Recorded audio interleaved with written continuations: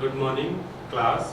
मैं सब गोविंद कुमार राहुल और हम डिस्क्रीट मैथ डिस्कस कर रहे थे, जिसमें कि आज हम डिस्कस करने वाले हैं बाइपर्टाइट ग्राफ क्या होता है। ठीक है, ये एक डिस्क्रीट मैथमेटिक्स के अंदर एक ग्राफ करके चैप्टर होता है, उसमें बाइपर्टाइट ग्राफ आता है। जनरली ये कई जगह इंटरव्यू क्वेश्चंस में या कहें कि ऑब्जेक्टिव क्वेश्चंस में पूछे जाते हैं। कई बार प्लॉट करने के लिए, बाइपर्टाइट ग्राफ प्लॉट करने के लिए भी पूछा जाता है, आइडेंटिफाई करने के लिए भी पूछा जाता है।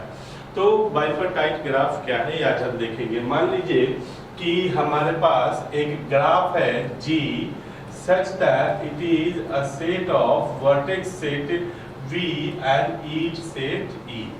ठीक है, हम सब जानते हैं कि ग्राफ क्या होता है, it's a set of vertex and edges. ठीक है, सो it is called a bipartite graph. G will be called a bipartite graph if condition हमारे पास if B अगर हम V को सेट V को अगर हम क्या करते हैं V1 एंड V2 में क्या करते हैं, डिवाइड कर देते हैं। If we divide the set V into two subsets, let's say V1 and V2, such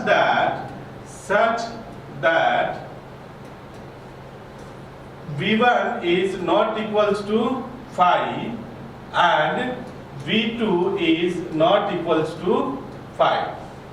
ठीक है, मतलब क्या है कि जो वर्टेक्स सेट V है, उस वर्टेक्स सेट V को हमने क्या किया है, नॉन एम्प्टी टू सबसेट्स में क्या कर दिया, डिवाइड कर दिया। ठीक है, तो पहला कंडीशन हमारे पास ये है कि वर्टेक्स सेट को हमने V1 और V2 में डिवाइड किया, जहां पे कि न तो V1 न ही V2 क्या है, नल है, दोनों में कोई ना कोई एलिमेंट है। ठीक है, and V1 union V2 is V, ये दूसरा कंडीशन है। तीसरा कंडीशन ये कहता है कि जो V1 है और इंटरसेक्शन V2 है, ये क्या होना चाहिए, ये 5 होना चाहिए। तीन कंडीशन है हमारे पास। हमने वर्टेक्स सेट V को टू सबसेट V1 और V2 में डिवाइड कर दिया है इस तरीके से कि न तो V1 नल है न तो V2 नल है। उसके बाद हमारे पास V1 और V2 का अगर हम यूनियन निकालें तो कंप्लीट सेट V को क्या कर देना चाहिए, रिप्रेजेंट कर देना चाहिए। ठीक है, और वो V1 और V2 का अगर इंटरसेक्शन करें तो वो 5 हो, मतलब कि ये टोटली डिसजॉइंट सेट है।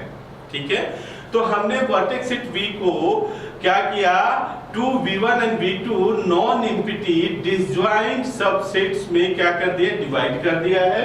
और इसके बाद हमारे पास जो एज सेट है, मान लीजिए ये क्या है, E1, E2, E3 and so on, ये हमारे पास क्या है, एक एज सेट है। तो हमारे पास G क्या कहलाएगा, बाइपर्टाइट ग्राफ कहलाएगा अगर हम क्या करते हैं कि V1 और V2 के प्रत्येक वर्टेक्स को क्या करते हैं, V2 से कनेक्ट करते हैं। If each vertex of V1 is connected to vertex set V2 such that no two vertex in V1 or no two vertex in V2 are adjacent to each other। इसे हम एक example लेकर के देखते हैं। मान लीजिए कि हमारे पास एक G करके सेट है, एक G सेट है and it is a set of A, B, C, D, E। Let's say ये एक सेट है और हमने क्या किया कि इस वर्टेक्स सेट को, और इसके साथ हमारे पास E भी है। ठीक है, let's say it is E। तो ये हमारे पास क्या था, एक ग्राफ है बेसिकली, जिसमें जो वर्टेक्स सेट है वो हमारे पास क्या है, ABCD E का वर्टेक्स सेट है। मान लीजिए कि B जो हमारे पास दिया हुआ है वो A, B, C, D and E दिया हुआ है। हमने एक सेट बनाया V1 और उसमें क्या डाला, A, B, A,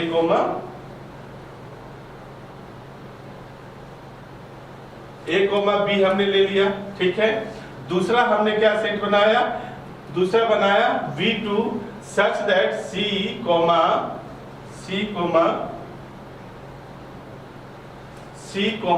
D, E हमने एक दूसरा सबसेट ले लिया। अब आप देखेंगे कि पहला कंडीशन क्या कह रहा है कि न तो V1 नल होना चाहिए न तो V2 नल होना चाहिए। तो न तो V1 नल है न ही V2 हमारे पास नल है। अगर हम V1 और V2 का यूनियन ले, आप देखेंगे तो ये क्या निकाल करके दे देगा, ये सेट इस V को कंप्लीट जो सेट है उसको हमें अचीव करा देगा। लेट से अगर हमने क्या किया होता कि V2 से अगर E को हम इरेज कर देते, ठीक है, अगर हम इस E को इरेज कर देते तो हम अब इन दोनों का यूनियन निकालते तो ये सेट हमें नहीं मिलता। तो हम V1 और V2 से बाइपर्टाइट ग्राफ नहीं बना पाएंगे। मतलब हमारे पास ये वाला जो कंडीशन है, ये कंडीशन भी क्या होना चाहिए, फुलफिल होना चाहिए, ठीक है। तो V1 और V2 हमने ले लिया है। अब हमारे पास क्या है कि V1 और V2 का इंटरसेक्शन 5 होना चाहिए। तो आप देखिए V1 और V2 का इंटरसेक्शन अगर आप निकाल रहे हैं तो दोनों का इंटरसेक्शन क्या है, 5 है। मतलब V1 और V2 क्या है, एक हमारा डिसजॉइंट सेट है। अब अगर हम इसकी बात करें तो तो आप देखेंगे कि लेट से हमने V1 जो हमारे पास सेट था, लेट से this is A, B and it was C, D and E. It was V2. अब हम क्या देख रहे हैं, कि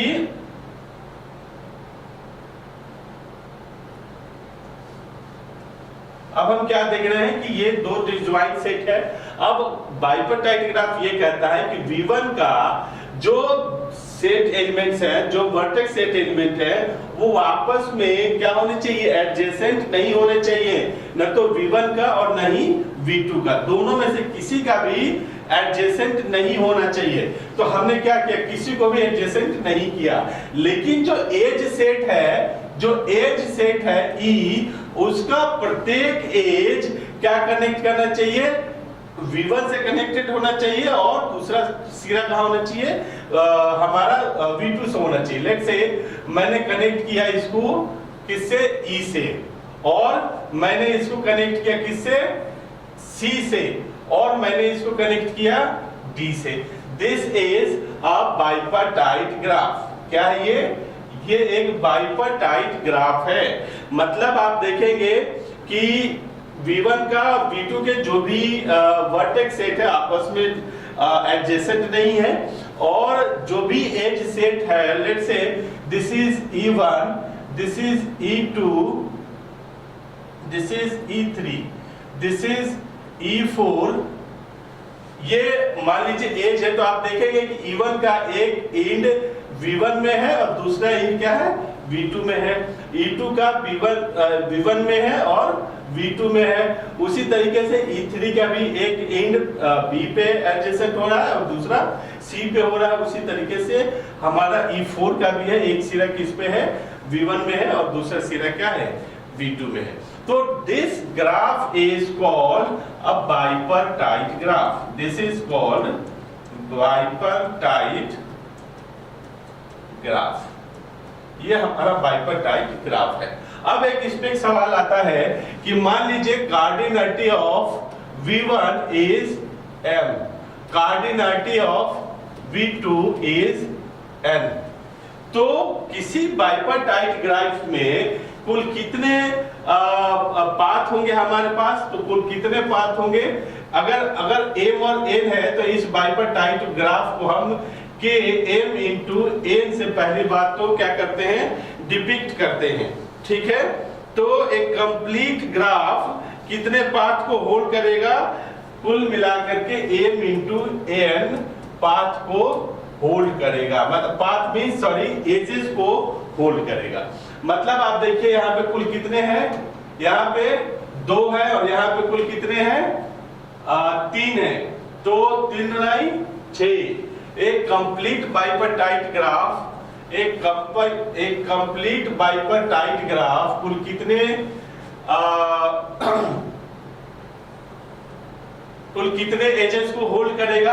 आप देख रहे हैं m into n, that is E1, E2, E3, E4 and this is E5 and this is E6। तो आप क्या देख रहे हैं कि कुल मिलाकर के ये 6 एजेस होल्ड करेगा। दैट इज ये क्या है हमारे पास 2 है, ये क्या है 3 है। तो अगर हम बाइपर्टाइट ग्राफ 2 into 3 का निकालते हैं तो that is 2 into 3 that is equal to 6। ये कुल मिलाकर के 6 एजेस को होल्ड करेगा। ठीक है क्लास, तो ये बाइपर्टाइट ग्राफ है। आप नेक्स्ट क्लास में मिलेंगे तो कोई दूसरा टॉपिक हम डिस्कस करेंगे। कोई सवाल हो तो आप जरूर पूछ सकते हैं।